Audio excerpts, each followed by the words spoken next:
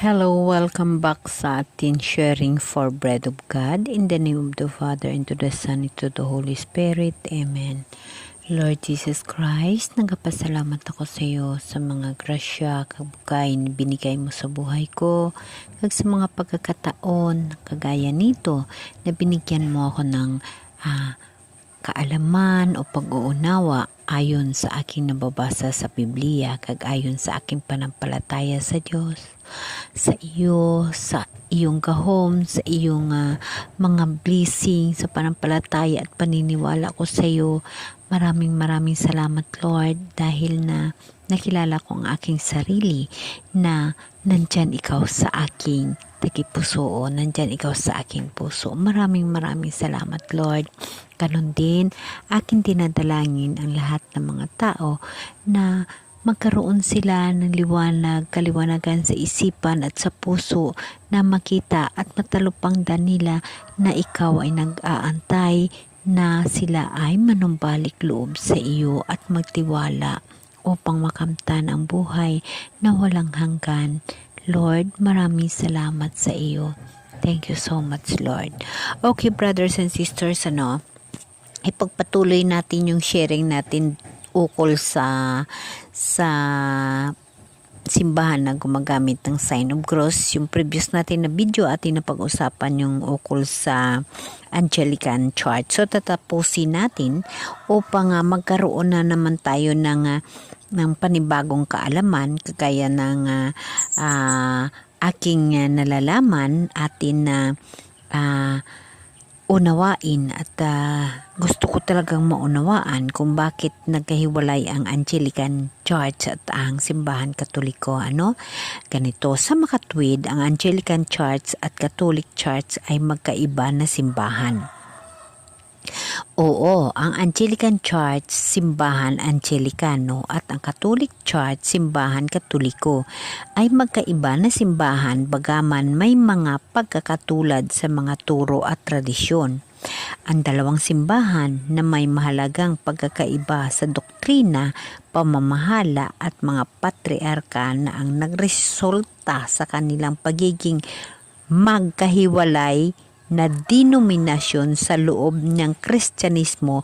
Narito ang mga pangunahing dahilan kung bakit sila ay itinuturing na magkaiba. Paghiwalay sa Roma, Reformasyon. Ang Anglican Church ay nagmula sa paghiwalay ng Church of England, simbahan ng Ingles, mula sa otoridad ng Papa ng Roma noong ika-16 na siglo sa ilalim ni King Henry VIII ng English. Ang paghiwalay na ito ay bahagi ng English Reformation na may mga ugnayan sa Reformasyon sa Europa, sa Latter Caribbean. Ang Catholic Church ay nanatili sa ilalim ng otoridad ng Papa ng Roma at hindi sumang-ayon sa mga reforma na nangyari sa English at iba pang bahagi ng Europa. Otoridad ng Papa. Catholic Church, kinikilala ang Papa ng Roma bilang supreme leader ng simbahan na may otoridad sa lahat ng mga Katoliko.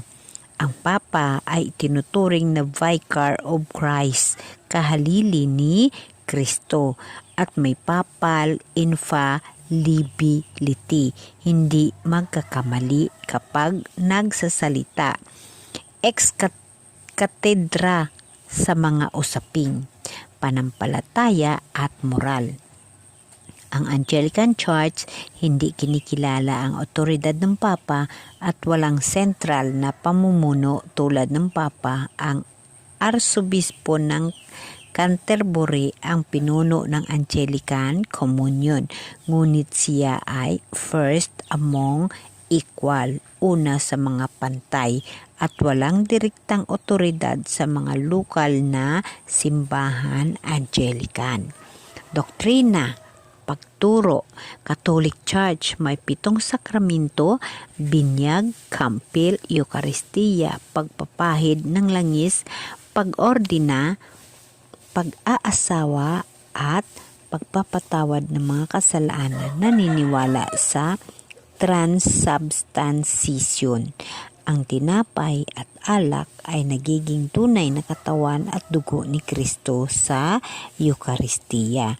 Kinikilala ang mga dugma ng Immaculate Conception at Assumption of Mary. May respeto at devotion kay Mary, ina ng Diyos at ng mga santo, naniniwala sa pamagitan ng intercession ng mga santo.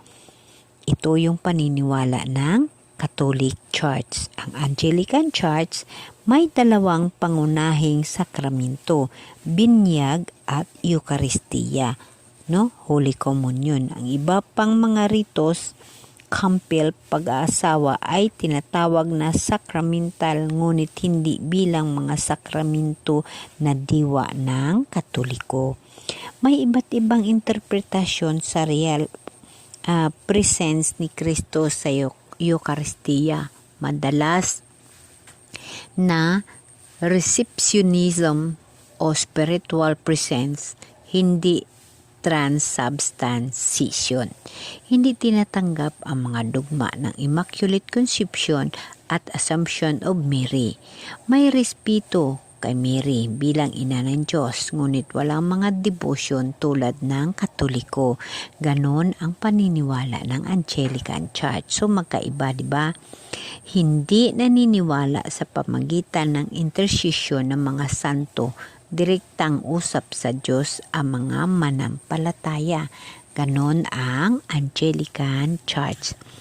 Pamamahala at extractora.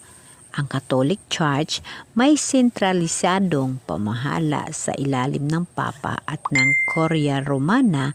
Ang mga obispo at pari ay nasa ilalim ng otoridad ng Papa at ng mga lokal na obispo. Ang Anglican Church may devotion sa pamamahala. Ang mga lokal na simbahan, Church of England, Episcopal Church ay may otonomiya. Ang Arsobispo ng Canterbury ang pinuno ng Anglican Communion, ngunit walang direktang kapangyarihan sa mga lokal na simbahan. Pag-aasawa ng mga pari at obispo. Ang Catholic Church, Latin Rite, ang mga pari ay hindi pinapayagan na mag-asawa. Celibacy. Ang mga obispo ay hindi pinapayagan na mag-asawa.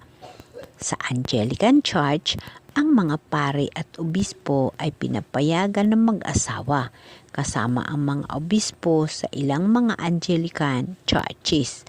Pinapayagan din ang mga babae na maging pari at obispo sa maraming Anglican churches, Ekonomismo at komunyon. Ang Anglican Church at Catholic Church ay may diplomatiko at ecumenical na relasyon, ngunit hindi sila nasa full communion, buong pakikisama. Iginagalang nila ang mga sakramento ng isa't isa, ilang mga sitwasyon, ngunit hindi sila nagkaisa sa lahat ng mga aspekto ng doktrina at pamamahala. Noong 2009, nilabas ng Vatican ang Antiquorum Cutibus na nagbigay ng daan para sa mga grupo ng Anglican na sumali sa simbahan Katoliko na may paggalang sa ilang mga tradisyon ng Anglican. Ganun pa man, ang buong Anglican Communion ay hindi sumali sa simbahan Katoliko. Buod, Anglican Church at Katoliko Church ay magkaiba na simbahan dahil sa paghihiwalay ng Church of England sa Roma noong ika-16 na siglo. Pagkakaiba sa otoridad ng Papa, pagkakaiba sa doktrina, sakramento, Eucharistia, kay Mary, mga santo. Pagkakaiba sa pamahala, sentralisado versus devolution. Pagkakaiba sa mga patakaran tungkol sa pag-aasawa ng mga pari at obispo. Bagaman may mga pagkatulad ng mga turo at tradisyon ang dalawang simbahan, ay may mga mahalagang pagkakaiba sa na nagre-resulta sa kanilang pagiging magkahiwalay sa loob ng denominasyon Kristiyano. So, ang Catholic Church at Anglican Church ay magkaiba na simbahan.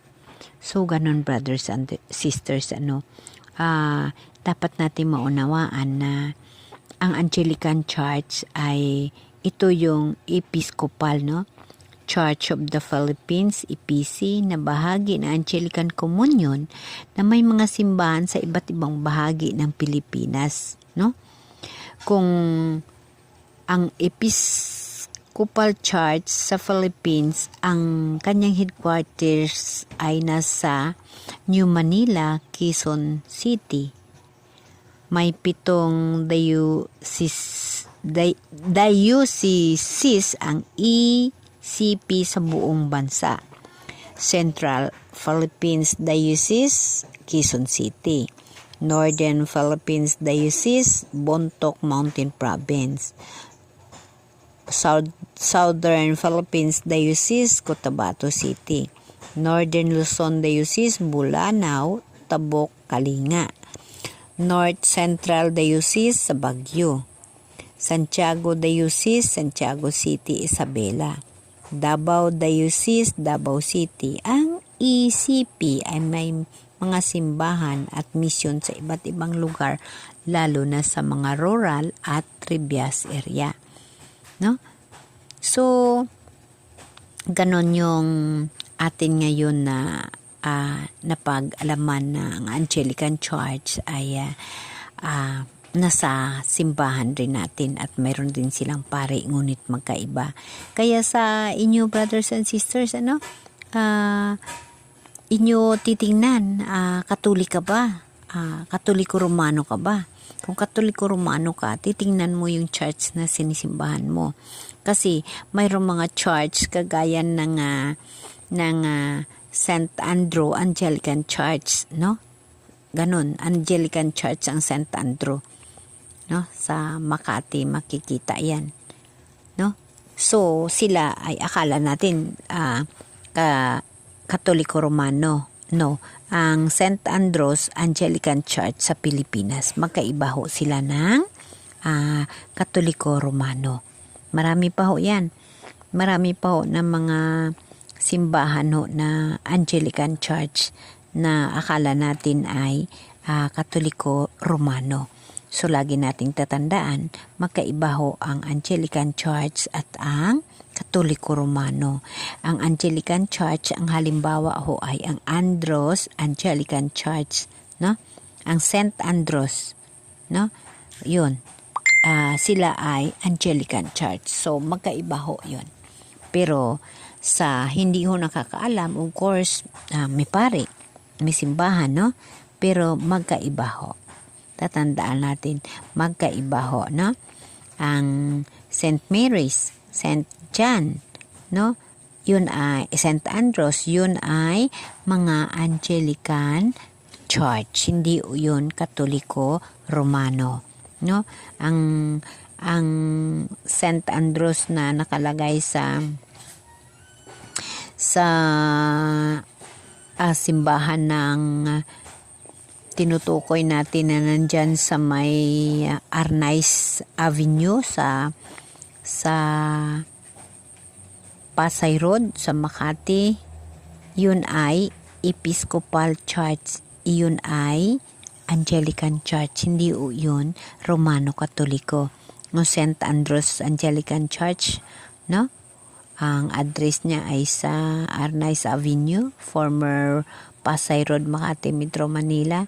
Yun ho ay kabilang ho yun sa Anglican Communion. Hindi ho yun Karomano Katoliko. So, mga brothers and sisters, atin ho titingnan kung ikaw ba ay Romano Katoliko, Kung Romano Katoliko ka, magkaiba ho ang Anglican Church. Ngunit ang Anglican Church, just example, ang St. Andrews ay isa ho yun kabilang sa Anglican Church. Magkaiba ho sila ng Katoliko Romano. Ganun pa man, pamahala lang ho ang mga iba. Lagi nating tatandaan na ang Temple of Community, isa lang ho sa bahagi na nagtuturo ukol sa ating mahal na Diyos. Ang pinaka-importante, ang Temple of Community sa mga puso natin. Nandyan ho si Jesus Christ. Okay? So, now tatapusin na natin ang ating mga tinatawag na kagaya ko. Tatapusin ko na yung pagmuni-muni ko ukol sa pagsasign of cross na aking kinalakihan na bilang Katoliko Romano. Hindi lang ho tayo ang gumagamit. Marami ho gumagamit na religious kagaya ho ng Anglican Church, Orthodoxo. Yun sila ay mga membro rin ng Katoliko na naghiwalay lamang dahil sa mga pamumuno at sa mga hindi pagkaunawaan ng mga bagay. Ngunit, ganun pa man ang ating Katoliko Romano ang siyang pinakauna na pinagmulaan ni San Pedro nga na kumbaga kahalili ni Jesus Christ, no? So, tatandaan natin, Katoliko Romano ho tayo. Amen? Amen.